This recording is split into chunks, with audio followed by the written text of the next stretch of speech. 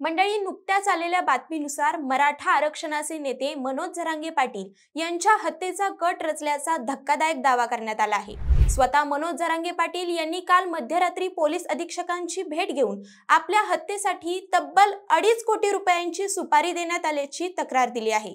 म्हणूनच नेमकं काय आहे हे प्रकरण, मनोज जरांगे पाटील यांच्या हत्येची सुपारी कोणी दिली असेल, सगळंच पाहूयात या व्हिडिओच्या माध्यमातून। नमस्कार, मी अक्षदा आणि तुम्ही पाहताय विषयच भारी।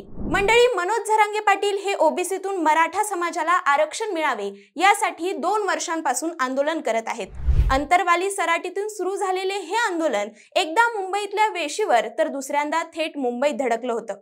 त्यावेळी अंतरवाली सराटीत आंदोलकांवर झालेला लाठी हल्ला आणि गोळीबार प्रकरणानंतर हे आंदोलन देशभरात पोहोचलं होतं। त्यानंतरही जरांगे पाटील थांबले नाहीत। त्यांनी आपले प्रयत्न सुरूच ठेवले आणि अखेर हैदराबाद गॅजेटमधील नोंदीच्या आधारे कुणबी प्रमाणपत्र वाटपाची अंमलबजावणी सरकारने सुरू केली।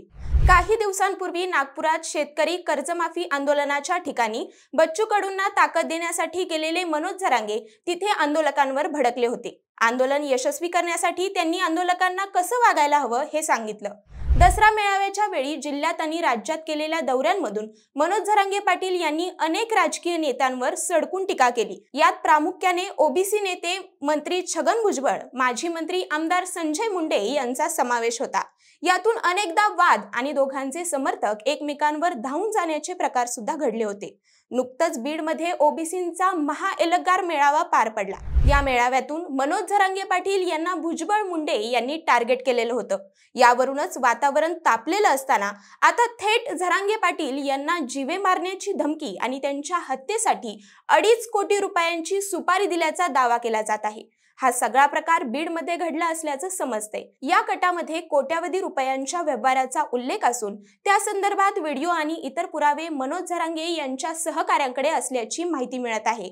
या दाव्याने मोठी खळबळ उडाली असून स्वतः मनोज जरांगे पाटील यांनी पोलीस अधीक्षकांची भेट घेऊन या संदर्भात तक्रारी अर्ज दाखल केला आहे।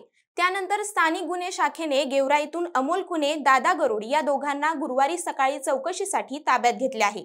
यापैकी अमोल खुने हा जरांगे पाटील यांचाच पूर्वीचा सहकारी असल्याची माहिती समोर येत आहे। पोलीस सूत्रांच्या माहितीनुसार एका मोठ्या राजकीय नेत्याचा जरांगे पाटील यांना संपवण्याचा कट असल्याची कबुली आरोपींनी दिली आहे। हा मोठा राजकीय नेता परळीचा असल्याचा संशय व्यक्त केला जातोय। पण परळीचा बडा नेता म्हणजे कोण, तर याबाबत अनेक जण धनंजय मुंडे यांचं नाव समोर करतात। कारण संतोष देशमुख हत्या प्रकरणावरून जरांगेंनी रान पेटवलं होतं आणि याच प्रकरणावरून धनंजय मुंडे हे गोत्यात आलेले होते। मंडळी, एवढंच नाही तर मनोज जरांगे यांचे सहकारी गंगाधर काळकुटे यांनाही जीवे मारण्याची धमकी देण्यात आली आहे। याबाबत गंगाधर काळकुटे स्वतः बीड पोलीस अधीक्षकांना भेटून निवेदन देणार आहेत। मनोज जरांगे पाटील यांच्या जीवाला धोका असल्याचं समोर आल्यानंतर ओबीसी नेते नवनाथ वाघमारे यांनी माध्यमांशी संवाद साधला। त्यावेळी त्यांनी वेगळाच संशय व्यक्त केलाय। मनोज जरांगे म्हणजे महाराष्ट्राचे डॉन आहेत। डॉनला कोणी धमकी देऊ शकतं का? मला वेगळंच प्रकरण वाटत आहे। वाळू माफिया, मटका माफिया, दारू माफिया, जमीन माफिया यांच्या गराड्यात असणाऱ्याला कोण धमकी देईल? त्यांच्यातीलच कोणीतरी असू शकतो। त्यांचे व्यवहार बिनसले असतील म्हणून त्यांच्याच लोकांनी धमकी दिली असेल, असा संशय नवनाथ वाघमारे यांनी व्यक्त केलाय। माध्यमांशी बोलताना वाघमारे यांनी जरांगेंवरही टीका केली आहे। जरांगेंनी पेरलं ते उगवणार आहे। जरांगेंनी अति केलं त्यांची माती व्हायला सुरुवात होईल। महाराष्ट्रात झुंडशाही जरांगेंमुळे झाली आणि ती आता पलटणार आहे। जरांगेंना धमक्या देणारे त्यांचेच लोक आहेत। मनोज जरांगेंच्या अवतीभोवतीच्या लोकांचे सीडीआर तपासले पाहिजेत। पोलीस प्रशासनाने जरांगेंच्या भोवती असलेल्या 5-50 लोकांच्या मोबाईलची सीडीआर तपासणी केली पाहिजे, असं वाघमारे म्हणाले। पण मंडळी, सध्या मराठा आंदोलनाचे नेते असलेल्या जरांगे पाटलांना अशा प्रकारे जीवे मारण्याची धमकी आणि हत्येचा कट रचल्याचे प्रकरण समोर आल्यामुळे राज्यात मोठी खळबळ उडाली आहे। याबाबत मराठा आंदोलकांनी संताप व्यक्त केला आहे। त्यामुळे जरांगे पाटील यांच्या सुरक्षेचा प्रश्न आता ऐरणीवर आला आहे। पोलिसांनी या कटाचा पर्दाफाश करून त्वरित कारवाई केल्यानं पुढील मोठा अनर्थ टळला आहे। तरी आता जरांगेंसाठी सुरक्षा वाढवली आहे। या प्रकरणाच्या चौकशीतून आणखी मोठे खुलासे होण्याची शक्यता वर्तवली जात आहे। या प्रकरणामध्ये कोणाचा हात असेल हे तर लवकरच समोर येईल।